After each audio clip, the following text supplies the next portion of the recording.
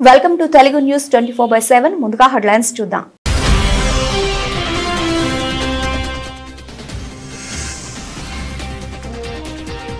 ప్రజలకు ఇచ్చిన హామీలు నెరవేర్చేందుకు చిత్తశుద్ధితో పనిచేస్తాం. సూపర్ 6 పథకాల అమలుపై శాసనసభలో సీఎం చంద్రబాబు షెడ్యూల్ విడుదల.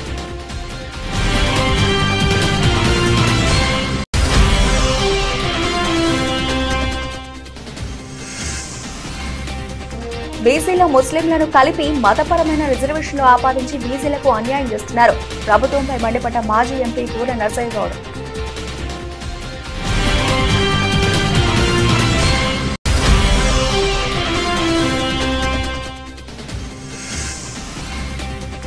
ఏనుగులు సంచరించే ప్రాంతాల్లో ప్రజలను ఎప్పటికప్పుడు అప్రమత్తం చేయాలి. అటవీ పర్యావరణ శాఖ మంత్రి పవన్ కళ్యాణ్ సమీక్ష.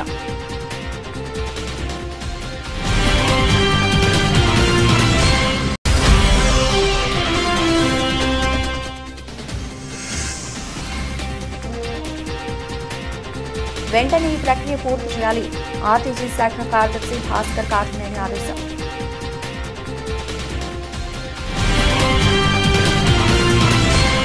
మహాశివరాత్రి పర్వదినం సందర్భంగా నగరంలోని శివాలయాలు భక్తులతో కిటకిటలాడుతున్నాయి.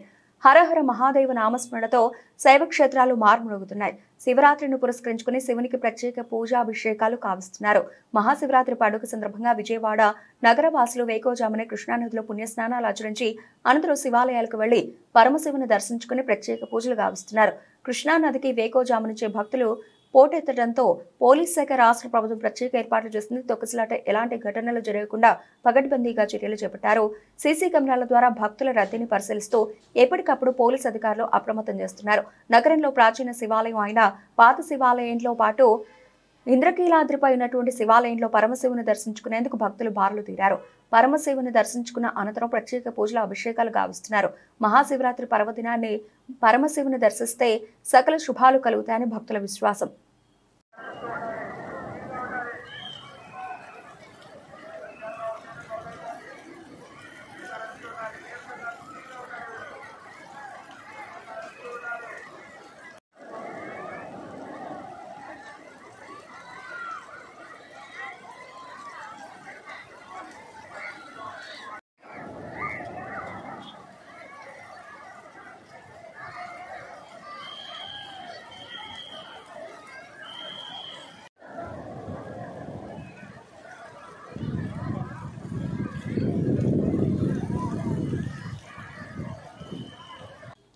ఎన్ని సమస్యలున్నా మేనిఫెస్టోలో పొందుపరిచిన ప్రతి హామీని నెరవేర్చుతాం. ఎన్నికల ముందు ప్రజలకు ఇచ్చిన హామీలు నెరవేర్చేందుకు కూటమి ప్రభుత్వం చిత్తశుద్ధితో పనిచేస్తోందని సీఎం చంద్రబాబు అన్నారు. సూపర్ 6 పథకాల అమలుపై శాసనసభలో షెడ్యూల్ విడుదల చేశారు. గవర్నర్ ప్రసంగానికి ధన్యవాదం తెలిపే తీర్మానంపై చర్చ సందర్భంగా ముఖ్యమంత్రి చంద్రబాబు మాట్లాడారు. సంప్రదాయాలు మరచి నిబంధనలకు విరుద్ధంగా వైసీపీ ప్రతిపక్ష హోదా ఇవ్వాలనడం సమంజసమా అని ముఖ్యమంత్రి చంద్రబాబు నాయుడు ప్రశ్నించారు. ప్రతిపక్ష హోదా ఇవ్వాల్సింది మేం కాదని ప్రజలు అని స్పష్టం చేశారు. స్వార్థ ప్రయోజనాల కోసం 3 పార్టీలు కలిసి పోటీ చేయలేదని, దగాపడ్డ రాష్ట్రాన్ని పునర్నిర్మాణం చేయడం డబుల్ ఇంజన్ సర్కారుతోనే సాధ్యమని భావించామన్నారు. స్వర్ణాంధ్ర విజన్ 2047 లక్ష్యంతో ముందుకు వెళుతున్నామని, రాష్ట్ర అభివృద్ధిలో కేంద్ర సహకారం మరవలేనిదని సీఎం చంద్రబాబు అన్నారు. గత 5 ఏళ్లలో రాష్ట్రాన్ని నాశనం చేశారు. ప్రజలు భరించలేకపోయారు. ఉద్యోగాలు లేవు. ఆర్థిక వ్యవస్థ చిన్నాభిన్నమైంది. అమరావతిని శ్మశానం చేశామని ఆనందపడ్డారు. పోలవరం నిర్వీర్యం చేసి డయాఫ్రామ్ వాల్ను గోదావరిలో కలిపేశారు. విశాఖ స్టీల్ ప్లాంట్ ను ప్రశ్నార్థకం చేశారు. రైల్వే జోన్ కోసం కనీసం స్థలం కూడా ఇవ్వలేదు. నేను గర్వంగా చెబుతున్నా 8 నెలల్లో అసాధ్యం అనుకున్న ఈ 4 పనులను సాధ్యం చేశాము.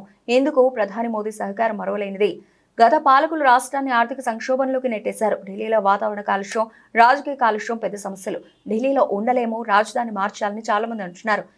యమునా నది పరిస్థితి దయనీయం. బీజేపీ ఆధ్వర్యంలో ఎన్డీఏ ప్రభుత్వం ఢిల్లీలో మనం గర్వపడే రాజధానిని తయారు చేస్తుందని నాకు నమ్మకం ఉంది. ప్రధాని మోదీ నాయకత్వంలో ప్రపంచంలోనే 5వ ఆర్థిక వ్యవస్థగా దేశాన్ని తయారు చేశారు. 2028-29 నాటికి 3వ ఆర్థిక వ్యవస్థగా తయారవుతుంది. 2047 నాటికి మన దేశం 1 లేదా 2వ స్థానానికి చేరుతుంది. తెలుగువారు ప్రపంచంలో ఎక్కడ ఉన్నా నెంబర్ 1గా ఉండాలన్నది మా సంకల్పం. ఆహార భద్రతకు ప్రాధాన్యత ఇస్తాం. ఒక విజన్తో ముందుకు వెళుతున్నాం. ఈ ప్రభుత్వం మొదటి ప్రాధాన్యత జీరో పావర్టీ, పేదరికం లేని సమాజమే మా లక్ష్యమని సీఎం చంద్రబాబు అన్నారు. దిశ ఎక్కడికక్కడ వాళ్ళు ఉండుంటే బాగుండేది. మద్యం ఇప్పుడే మా మిత్రులు కూడా చెప్పారు, ఎంత దారుణం అధ్యక్ష. మొత్తం అస్తవ్యస్తం చేశారు, నాసి రకం బ్రాండ్లు తీసుకొచ్చారు, మొత్తం ఇష్టానుసారంగా చేస్తే 8 నెలల్లో ఎన్నికల్లో చెప్పాం ఎట్టి పరిస్థితిలో ప్రక్షాళన చేస్తాన్నాం. ఈ రోజు మీరు చూస్తే దేశంలో అన్ని రాష్ట్రాల కంటే మెరుగైన మద్యం పాలసీ తీసుకొచ్చిన ప్రభుత్వం ఇక్కడ ఎన్డీఏ ప్రభుత్వం అని చెప్పి కూడా నేను మీకు తెలియజేస్తున్నా. దీన్ని మనం శ్రీకారం చుట్టాం. ఎప్పటికప్పుడు దానికి ఒక కమిటీ కూడా వేస్తాం. వేరే రాష్ట్రాల్లో ఎంత రేటు ఉందో దానికంటే తక్కువ రేట్ ఇవ్వడానికి 99 రూపాయలకి లోయెస్ట్ ఏదైతుందో కామన్ మ్యాన్ కి అందుబాటులో పెట్టేదని కూడా తీసుకొచ్చాం. అర్చకుల జీతాల దిశ 10,000 నుంచి 15,000 పెంచాం. ధూప దీప నైవేద్యం కింద ఆలయాలకు 5,000 నుంచి 10,000 రూపాయలు పెంచాం. వేద విద్యార్థులకి నిరుద్యోగ భృతి కింద 3,000 రూపాయలు ఇస్తున్నాం. దేవాలయాల పవిత్రత కాపాడతాం. మొన్న జరిగిన సంఘటన కూడా మీరు చూశారా దిశ, తిరుపతిలో ప్రసాదంలో నాసి రకం నెయ్యి ఉంటే దాన్ని కూడా సమర్థించుకునే పరిస్థితి వస్తే ఈ రోజు సిబిఐ ఎంక్వైరీ జరుగుతా ఉంది. వాళ్ళందరి పైన చర్యలు తీసుకున్నారు. ఏ దేవాలయంలో గాని ఎక్కడ గాని అపవిత్రకు చోటు ఇవ్వం, ఎట్టి పరిస్థితుల్లో దీన్ని కంట్రోల్ చేస్తామని చెప్పి కూడా ఈ సభ ద్వారా తెలియజేస్తున్నా. పోయిన గవర్నమెంట్ లో మీరు చూస్తే అధ్యక్ష, రాముడు తల తీసేస్తే అడిగితే తిరిగి కేసులు మా మీద పెట్టారు. ఇక్కడ అతి దారుణంగా అధ్యక్ష, ఏదైతే అంతర్వేదిలో రథం గాలిపోతే లెక్కలేని విధంగా ప్రవర్తించారు. హనుమంతుడు చేయి కొట్టేస్తే ఇరిగిపోతే ఇదేంటని అడిగితే బొమ్మే కదా ఏమవుతుంది అని అవహేళనతో మాట్లాడే పరిస్థితికి వచ్చారు. అంటే 1-2 కాదు అధ్యక్ష, అవి చూసినప్పుడు చాలా బాధేస్తుంది. నేను అందుకే హామీ ఇస్తున్నా, ఏ దేవాలయాలు జోలికైనా సరే ప్రార్థనాలయాలు జోలికి రావాలంటే వెన్నెముక అదిరే విధంగా బిహేవ్ చేస్తాం, వదిలిపెట్టే సమస్య లేదని చెప్పి తెలియజేస్తున్నా. ఇంకో పక్కన నాయి బ్రాహ్మణుల వేతనాలు 15,000 నుంచి 25,000 పెంచాం. కడాన అందరినీ సమానంగా చూస్తూ ఇమాములకి మౌజములకు కూడా గౌరవ వేతనం 10,000 15,000 చేశాం. ఇంకో పక్క ఎస్సీ ఎస్టీ బీసీ మైనారిటీలకు 2,000 కోట్ల రూపాయలు అధ్యక్ష 5 సంవత్సరాల్లో ఒక పైసా ఇవ్వలేదు. మార్జిన్ మనీ లేదు, సబ్ ప్లాన్ లేదు, వాళ్ళకి ఆర్థికంగా వెసులుబాటు వచ్చే కార్యక్రమాలు లేవు. అవన్నీ కూడా ఇచ్చే పరిస్థితికి వచ్చాం. ఇది కాకుండా అధ్యక్ష, ఈ ప్రభుత్వం ఒక విధానానికి కట్టుబడి ఉన్నాం. ప్రతి ఒక్క వ్యక్తికి గ్రామీణ ప్రాంతాల్లో 3 సెంట్లు భూమి ఇంటి జాగా, పట్టణ ప్రాంతాల్లో 2 సెంట్లు ఇంటి జాగా ఇవ్వడానికి కట్టుబడి ఉన్నాం. 5 సంవత్సరాల్లో ప్రతి ఒక్కరికి ఇల్లు కట్టించే బాధ్యత, ఇల్లు లేదనకుండా ఈ పని పూర్తి చేసే బాధ్యత తీసుకుంటాం. అందుకని అధ్యక్ష, ఇప్పటికే 1,14,000 ఇండ్లు కట్టాం. రేపు జూన్ 12వ తారీఖున అంటే 1 ఇయర్ ఈ ప్రభుత్వం పదవి చేసే సమయంలో 5 లక్షల ఇండ్లు కట్టి పేదవాళ్ళకు అంకితం చేస్తామని చెప్పి కూడా ఈ సభ ద్వారా హామీ ఇస్తున్నాం. అదే మరి అధ్యక్ష, ప్రతి ఒక్క వ్యక్తికి ఒక కమిట్మెంట్ ఇస్తున్నాం. ఇంటి జాగా, ఇల్లు, ట్యాప్ వాటర్, అది కూడా sustainable source, toilet, solar power connection, pumped gas గాని ఇంటర్నెట్, ఈ 7 వస్తువులు క్రియేట్ చేస్తాం. అది ఏ వ్యక్తి అయినా సరే కనీస అవసరాలు ఉండే పరిస్థితి రావాలి. ఇందులో కూడా మీరు చూశారు, రేషన్ కార్డు గాని పేదవాళ్ళకి ఇవ్వడం, అవన్నీ వస్తాయి అధ్యక్ష. ఇది కాకుండా అధ్యక్ష, ఈ ప్రభుత్వం ఒక ఉద్యమంగా తీసుకుంటాం. పేదవాళ్ల పైన ఫోకస్ చేస్తాం, పేదరికం పైన ఫోకస్ చేస్తాం, ఆర్థిక అసమానతలు తగ్గించడం కోసం నిరంతరం పనిచేస్తాం. మహాశివరాత్రి సందర్భంగా పల్నాడు జిల్లా నరసరావుపేట మండలంలోని ప్రముఖ శైవ క్షేత్రం కోటప్పకొండ శ్రీ త్రికోటేశ్వర స్వామి తిరునాళ్లు బుధవారం కన్నుల పండుగగా జరుగుతున్నాయి. దేశ నలుమూలల నుంచి 10 లక్షల మందికి పైగా భక్తులు తరలివస్తున్నట్లు అధికారులు తెలిపారు. తిరునాళ్లకు రాష్ట్ర పండుగ హోదా కల్పించిన నేపథ్యంలో ప్రభుత్వం తరఫున స్వామికి దేవాదాయ మంత్రి ఆనం రామనారాయణ రెడ్డి పట్టువస్త్రాలను సమర్పిస్తారు. పోలీస్ శాఖ గట్టి బందోబస్తుకు ఏర్పాట్లు చేసింది. నరసరావుపేట, చిలుకలూరుపేట, వెనుకొండ నుంచి ఆర్టీసీ 550 ప్రత్యేక బస్సులను నడుపుతోంది.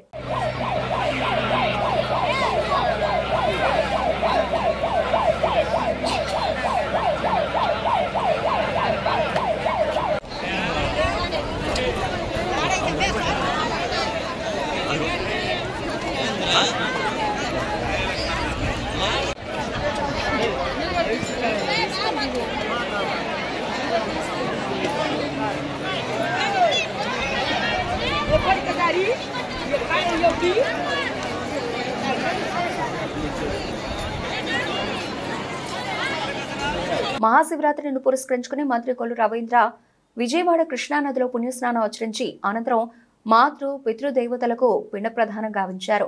తదనంతరం ముత్యాలంపాడులోని శివాలయంలో పరమశివుని దర్శించుకుని ప్రత్యేక పూజ అర్చనలు నిర్వహించారు. శివాలయం కమిటీ ప్రతినిధులు మంత్రి కొల్లు రవీంద్రకు ఆలయ మర్యాదలతో ఘన స్వాగతం పలికారు. దర్శనం అనంతరం మంత్రికి ప్రసాదాన్ని అందజేశారు. ఈరోజు మహాశివరాత్రి పురస్కరించుకుని దేశవ్యాప్తంగా అలాగే ప్రపంచవ్యాప్తంగా కూడా ప్రతి ఒక్క హిందూ సోదరులు ఈరోజు శివాలయాల్లో అదేవిధంగా పుణ్యక్షేత్రాల్లో నదీ పరివాహక ప్రాంతాల్లో మరి పితృదేవతలకి మరి తర్పణాలు అదేవిధంగా పిండ ప్రదానం చేసుకుని శివాలయాల్లో దర్శనం చేసుకుంటూ ఉంటారు.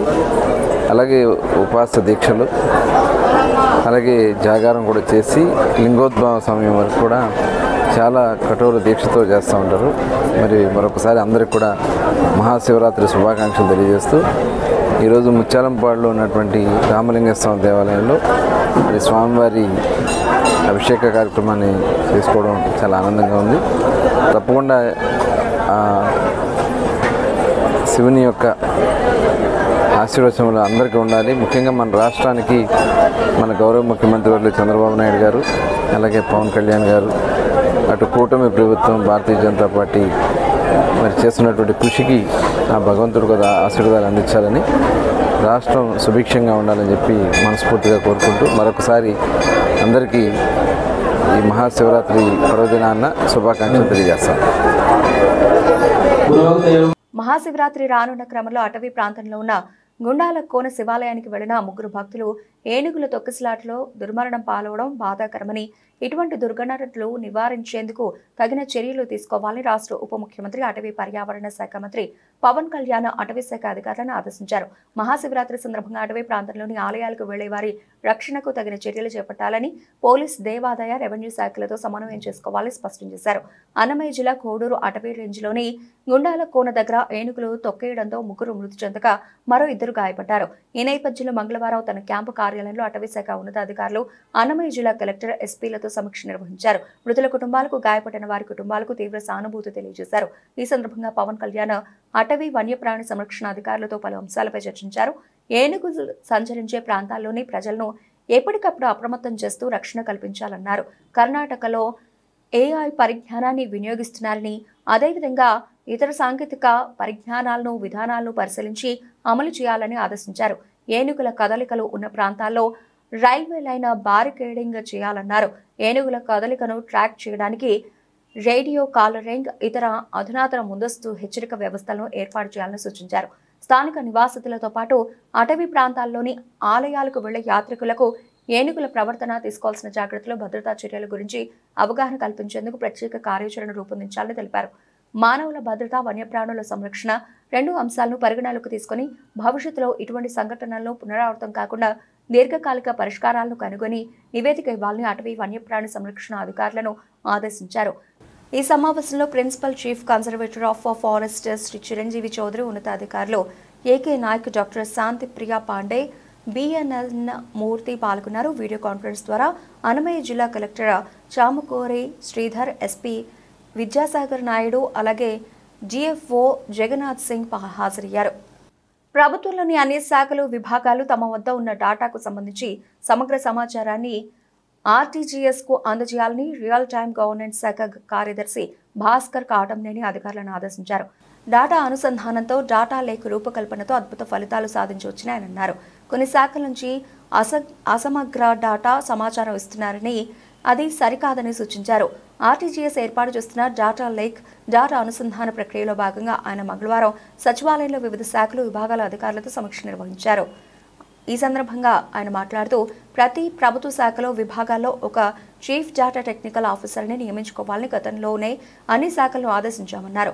అయితే ఇప్పటికీ కేవలం 202 విభాగాల్లోనే ఈ అధికారులను నియమించుకున్నారని, ఇంకా 136 విభాగాల్లో CDTO నియామకం జరగలేదన్నారు.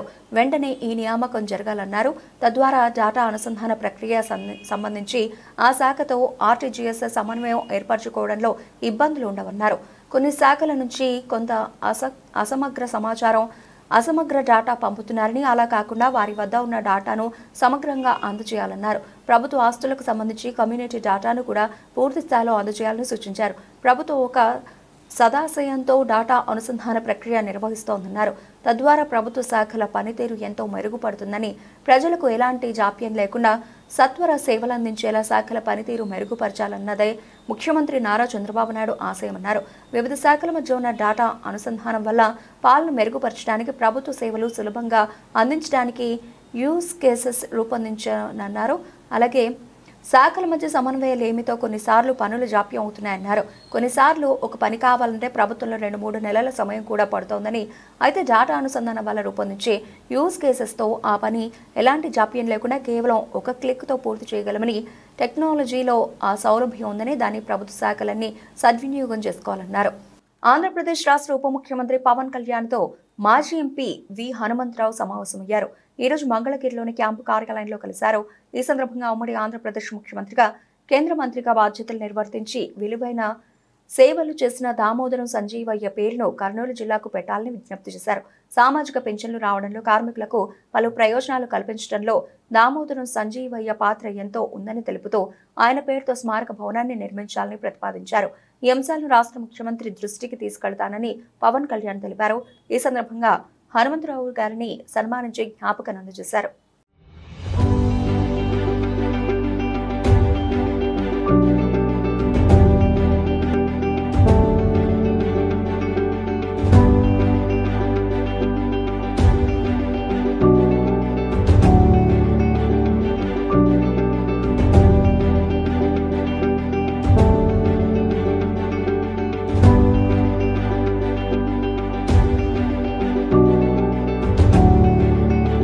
ఏంటంటే నేను అయితే మాజీ పిసిసి అధ్యక్షుడిగా, ఎంపీగా ఆనాడు 10-12 ఏళ్ల క్రితం కేఎస్ఆర్ మూర్తి గారు మాజీ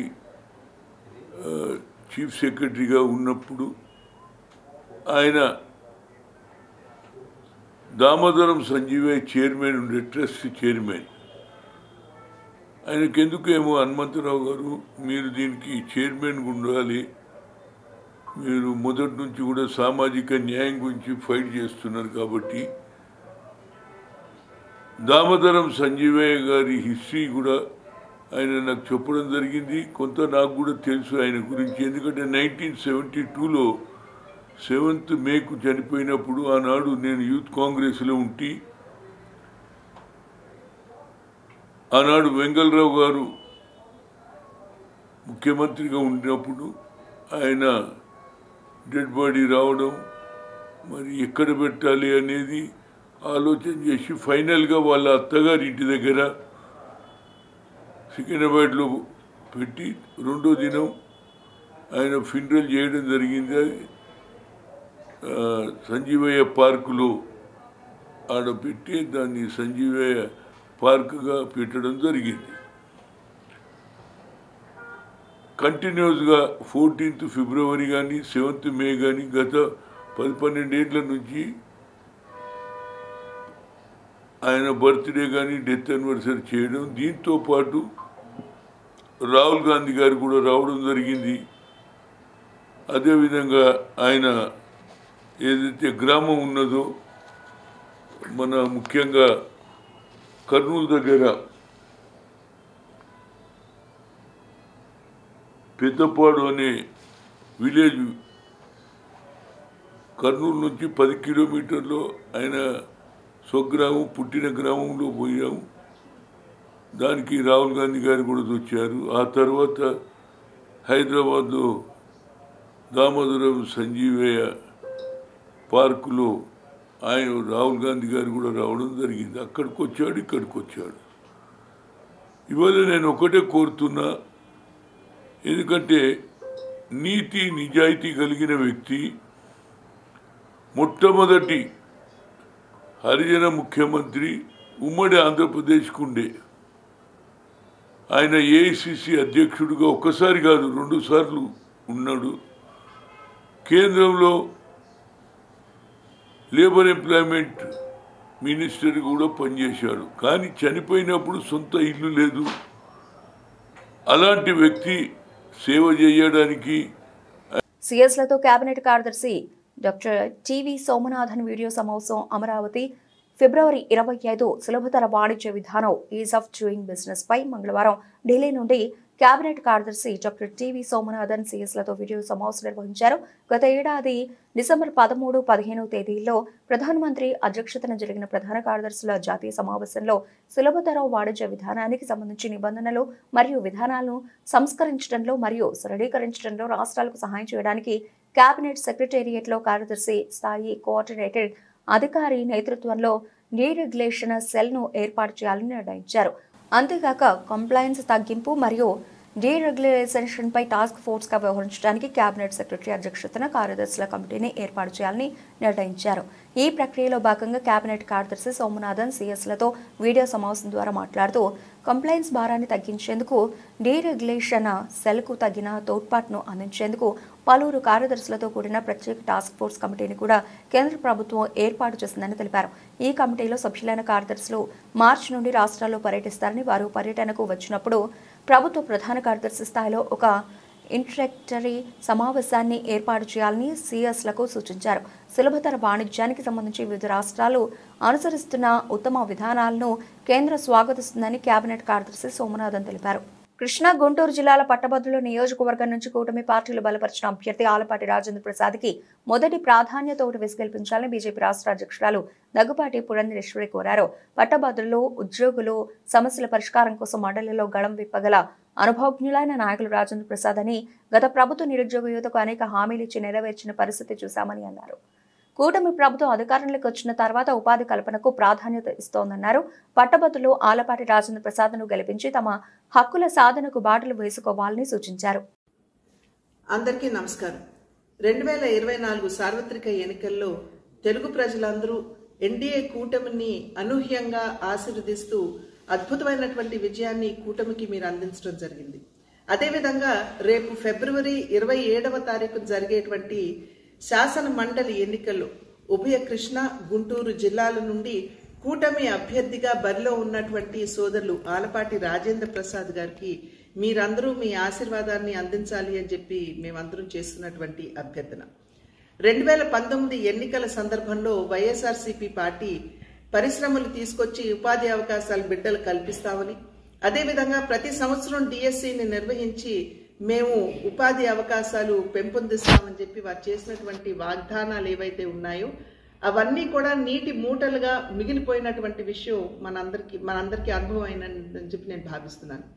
అయితే ఇవాళ ఉపాధ్యాయులు, నిరుద్యోగుల యొక్క సమస్యల పట్ల అవగాహన కలిగినటువంటి వ్యక్తిగా, అభ్యర్థిగా సోదరులు ఆలపాటి రాజేంద్ర ప్రసాద్ గారు ఆ సమస్యల పరిష్కారానికి తన వంతు కృషి ఖచ్చితంగా చేస్తారు అని చెప్పి మీ అందరికీ కూడా మేము తెలియజేసుకుంటున్నటువంటి విషయం. సంఖ్యాక్రమంలో మొదటి స్థానంలో ఉన్నటువంటి ఆలపాటి రాజేంద్ర ప్రసాద్ గారికి మీరు మీ మొదటి ప్రాధాన్యత ఓటుని వేసి వారిని ఖచ్చితంగా ఆశీర్వదించాలి అని చెప్పి మేమందరం కూడా చేస్తున్నటువంటి అభ్యర్థన. కూటమి అదేవిధంగా బీజేపీ సైతం బలపరిచేటువంటి అభ్యర్థి సోదరులు ఆలపాటి రాజేంద్ర ప్రసాద్ గారు, వారిని ఖచ్చితంగా మీరందరూ ఆశీర్వదించగలరు. నమస్కారం. దేశ స్థితిగతిని మార్చే విధంగా అన్ని వర్గాలకు న్యాయం జరిగేలా అభివృద్ధి, పెట్టుబడుల సాధన లక్ష్యంగా కేంద్ర ఆర్థిక మంత్రి నిర్మలా సీతారామన్ అద్భుతమైన బడ్జెట్ ని రూపొందించిందని మాజీ ఎంపీ బూర నర్సయ్య గౌడ్ అన్నారు. ఈ సందర్భంగా వారు మాట్లాడుతూ 12 లక్షల వరకు పన్ను మినహాయింపుకు కోట్లాది మందికి ఊరటనిచ్చే అంశమని, బడ్జెట్లో అనేక వర్గాలకు న్యాయం జరిగే కేటాయింపులు ఉన్నాయన్నారు. రక్షణ, విద్య, వైద్యం, వ్యవసాయం, స్కిల్ డెవలప్మెంట్ కు ఎంతో ప్రాధాన్యత ఇచ్చానన్నారు. తెలంగాణ రాష్ట్రంలో కులగణన సర్వే స్వచ్ఛత, నిజాయితీ ప్రశ్నార్థకమన్నారు. బీసీలో ముస్లింలను కలిపి మతపరమైన రిజర్వేషన్లు ఆస్వాదించి బీసీలకు అన్యాయం చేస్తున్నారని కాంగ్రెస్ ప్రభుత్వంపై మాజీ ఎంపీ బూర నర్సయ్య గౌడ్ మండిపడ్డారు. పర్ఫార్మెన్స్ వీక్ ఉన్నప్పుడు పబ్లిసిటీ వీక్ ఉంటుంది. ఇప్పుడు మన రాష్ట్ర ముఖ్యమంత్రి గారు ఏంటంటే డైవర్షన్ కింగ్ అయిపోయింది. ఆ గ్యారెంటీలు ఎవరు లేదు. 2500 రూపాయలు మహిళలకు ఎడిపోయిందో తెలియదు. 500 రూపాయలు బోనస్ బోగస్ అయిపోయింది. 4000 రూపాయలు పెన్షన్ అది పోయింది. రైతు కూలీలకు 12,000 మర్చిపోయింది. రైతు భరోసా కింద 15,000 కాదు. ఇప్పుడు ఎట్లా ఉందంటే చచ్చినోడు పెళ్లికి వచ్చింది అన్నట్టు రైతు బంధుకే దిక్కులేదు. రైతు భరోసా కౌలు రైతులకు 15,000, మహిళలకు స్కూటీలు, తులం బంగారం. ఆ నోటి మాట ఎప్పుడన్నాడో ఇప్పుడు బంగారం అయితే ఎట్లా పెరిగిపోయిందంటే అసలు మధ్యతరగతి ఎవరు కొనలేకుండా అయిపోయింది. తులమంగారావు దేవుడెరుగు ఉన్న కళ్యాణ లక్ష్మి ఓడింది. అందుకొరకు డైవర్ట్ చేయడానికి ఈరోజు కులగణన చేశాం. మేము డిమాండ్ చేస్తున్నాం. గతంలో కూడా నిన్న అడిగారు. మీరేదైతే చెప్తున్నారో బీసీల యొక్క జనాభా 52 నుంచి 56% ఉంటుంది. మరి ఇది మీకు ధన్యవాదాలు చెప్పాలి. నాకు ధన్యవాదాలు. బీసీల జనాభా 46% తగ్గించినటువంటి ఘనత చరిత్రలో రేవంత్ రెడ్డి గారికి మిగిలిపోతుంది. ఇవ్వబోతారు. ఇంకోటి, ఈరోజు కొత్త నిర్వచనం, ముస్లింలు కూడా బీసీలే. ఇది కొత్తగా వింటున్నాం. అది కుల వ్యవస్థ హిందుత్వంలో ఉన్నప్పుడే కదా బయటికి వేరే మతాలకు పోయింది. మళ్ళీ వేరే మతాలకు పోయినప్పుడు కుల వ్యవస్థ లేనన్నప్పుడు అక్కడ మత ప్రస్తావన, కుల ప్రస్తావన ఎక్కడ వస్తుంది? అంటే కట్ట విరగొద్దు పాము చావద్దు అన్నట్టు బీసీల్ని తక్కువ చేసి చూపెట్టాలి. ఈ యొక్క మైనార్టీల్ని బీసీల్ని కలిపి కోర్టుల్లో అడ్డుపడేటట్టు చూడాలి. మతపరంగా రిజర్వేషన్లు ఎట్లాగూ కోర్టులు కానీ రాజ్యాంగం కానీ ఒప్పుకోబట్టి బీసీలకు గాడిద గుడ్డు ఇవ్వాలి అనే ఒక దురుద్దేశంతోనే రేవంత్ రెడ్డి గారు ఈరోజు డైవర్షన్ పాలిటిక్స్ చేస్తున్నారు. నిజంగా నేను డిమాండ్ చేస్తున్నాను వరంగల్ వేదికగా, మీకు చిత్తశుద్ధి ఉంటే ఫస్ట్ మీరు చేసినటువంటి నివేదికను ప్రకటించండి, ఒక వెబ్సైట్లో పెట్టండి.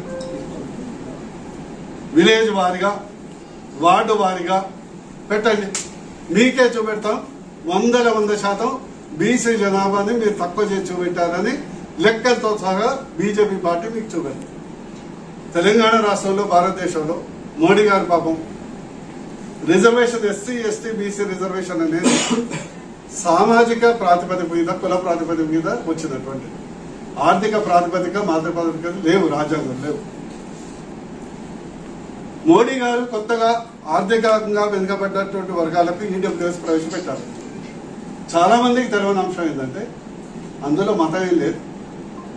చాలా మంది ముస్లింలు 10% రిజర్వేషన్లు, ఐఏఎస్లు, ఐపీఎస్లు, పోలీసులు, ఎంఆర్ఓలు, ఎంపీడీఓలు అయితేనే ఉన్నారు. ఈరోజు విశేషం ఏంటంటే తెలంగాణ రాష్ట్రంలో ముస్లింలు బీసీఈ కింద 4%, బీసీబీ కింద 10%, ఈడబ్ల్యూఎస్ కింద 10%. అంటే 24% రిజర్వేషన్లు ఈరోజు ఆల్రెడీ మనకు తెలియకుండా అమలవుతుంది. ఈరోజు అందుకొరకు మేము డిమాండ్ చేస్తున్నాం రేవంత్ రెడ్డి గారిని, ముఖ్యమంత్రి గారిని, మీరు చేసినటువంటి లెక్కల్ని అధికారికంగా ఒక వెబ్సైట్ లో గ్రామాల వారిగా ప్రవేశపెట్టండి. బులెటిన్ ముగించే ముందు హెడ్లైన్స్ మరోసారి.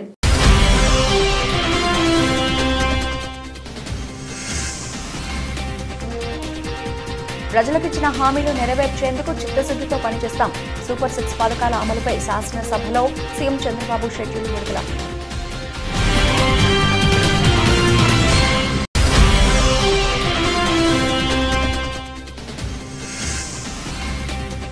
బీసీలో ముస్లింలను కలిపి మతపరమైన రిజర్వేషన్లు ఆపాదించి బీసీలకు అన్యాయం చేస్తున్నారు.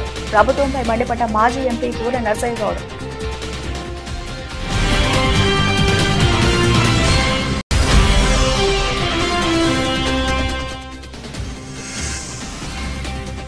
ఏనుగులు సంచరించే ప్రాంతాల్లో ప్రజలను ఎప్పటికప్పుడు అప్రమత్తం చేయాలి. అటవీ పర్యావరణ శాఖ మంత్రి పవన్ కళ్యాణ్ సమీక్ష.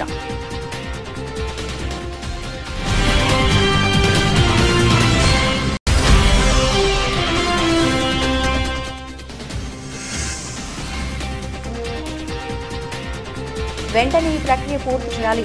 ఆర్టీజీ శాఖ కార్యదర్శి భాస్కర్ కాటనేని ఆదేశం.